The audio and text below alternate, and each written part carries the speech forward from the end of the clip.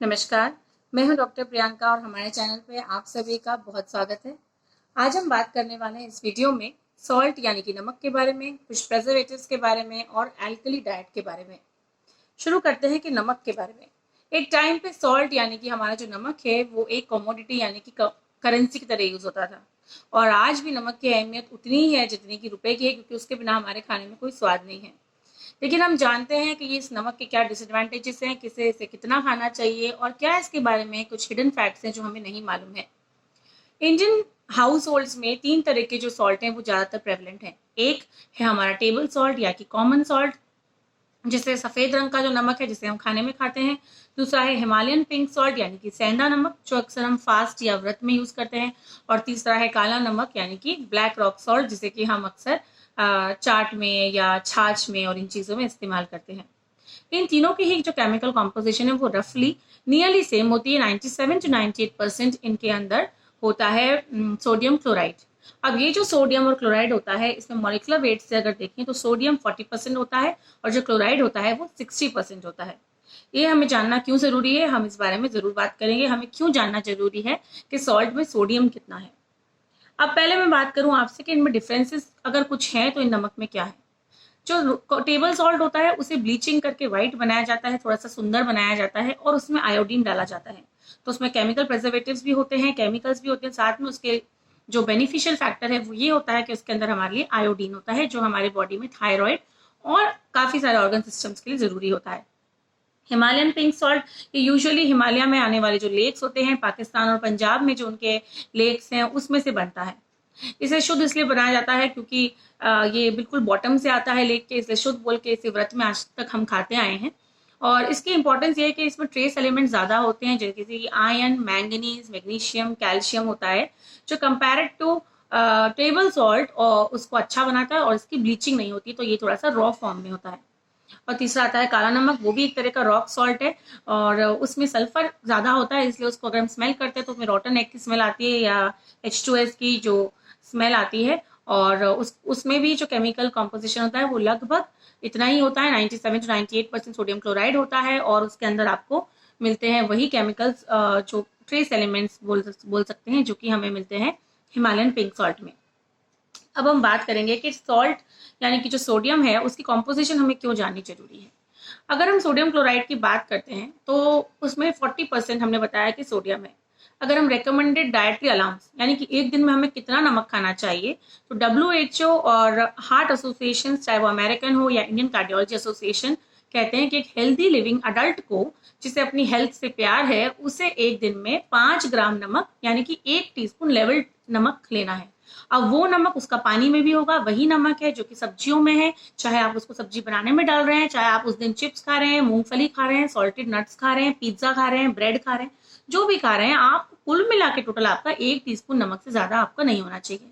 और 1 टीस्पून नमक यानी कि 5 से 6 ग्राम नमक का मतलब है 2.3 ग्राम्स ऑफ सोडियम, 40%।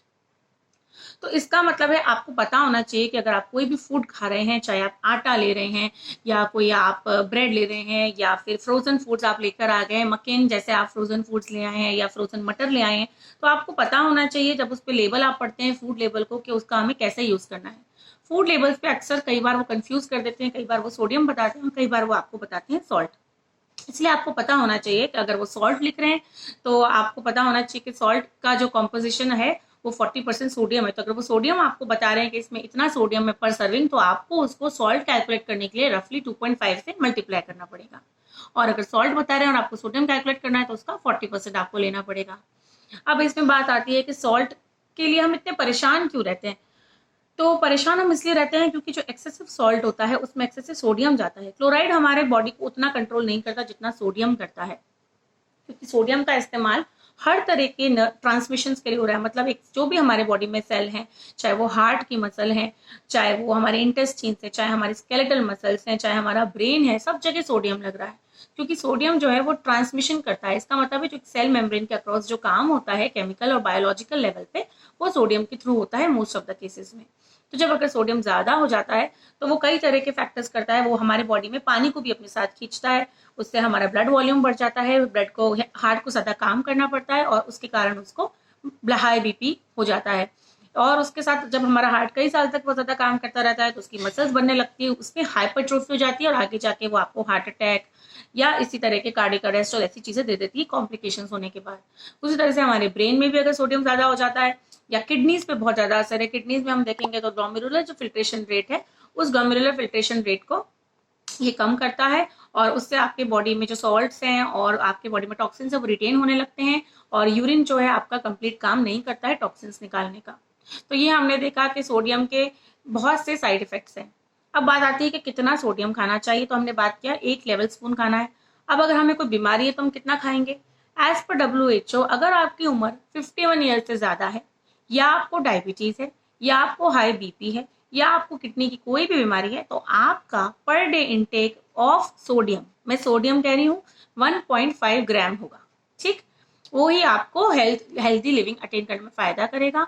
और दूसरी बात, अगर आप उसे खींच खींच के 1 ग्राम सोडियम पर डे पे ला सकते हैं, या जिसको मैंने आपको बताया कि सॉल्ट कैसा होगा उसको 2.5 से मल्टीप्लाई करेंगे तो 2.5 ग्राम्स ऑफ सॉल्ट या 1 ग्राम ऑफ सोडियम अगर आप खींच के ले आए तो आपका BP काफी कंट्रोल में रहेगा और उससे आप अपनी जो दवाइयां हैं उन्हें भी कम कर सकते हैं।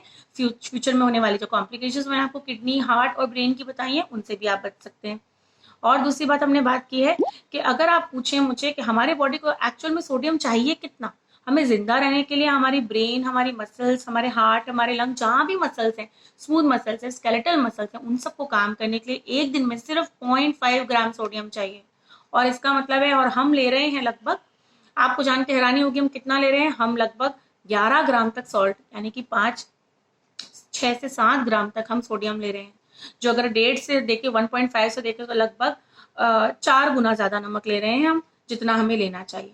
तो आप प्लीज जागरूक बनिए, अपना सोडियम कैलकुलेट कीजिए अपनी डाइट में और ये देख लीजिए कि किस तरह से आप कम कर सकते हैं। 500 मिलीग्राम तक आने की जरूरत नहीं, 0.5 ग्राम तक नहीं आए, लेकिन खींच तान के अगर आप उसे 2.3 पर भी ले आए, जो 2.3 पर भी ले आए तो बहुत अच्छा, 1.5 पर ले आए तो आपको फायदा ही फायदा है।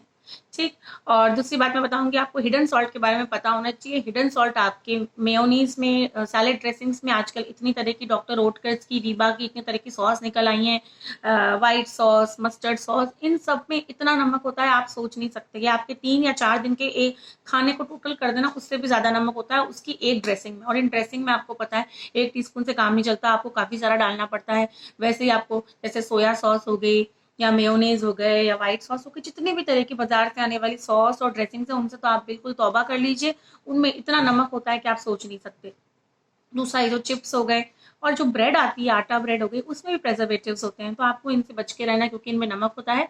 प्रेजर्वेटिव्स के बारे में हम थोड़ी देर में बात करेंगे। तो ये सारा नमक आपको कैलकुलेट करना है। जब अपनी डाइट के लिए आप नमक कैलकुलेट करेंगे तो आपको हर तरह का खाना पीना, सब्जी जो भी आप खा रहे हैं आपको उस सबको मान के चलना है।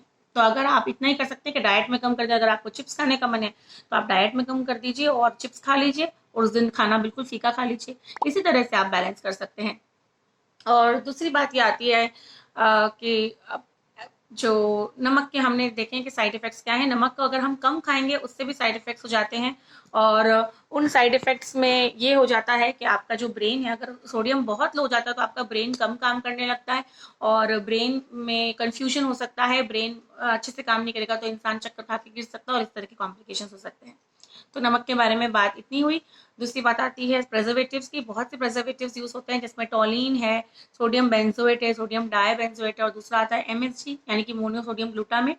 ये एक तरह का ऐसा केमिकल है जिसे अजीनोमोटो भी कहते हैं और ये मैगी, पास्ता और सॉसेज में होता है। ये हमें एक तरह का प्लेजर देता है, हमारे ब्रेन में उन एरियाज पे काम करता है जहाँ से हमें प्लेजर मिलता है, लेकिन साथ ही इंसान को स्टेराइल यानी कि नपुंसकता की तरफ ले जाता है, यानी कि बांध्यता या इनफर्टिलिटी की तरफ ले जाता है। और दूसरी बात ये आपको ले जाता है ब्रेन के फंक्शंस को भी अफेक्ट करता है, तो उससे बच के रहिए।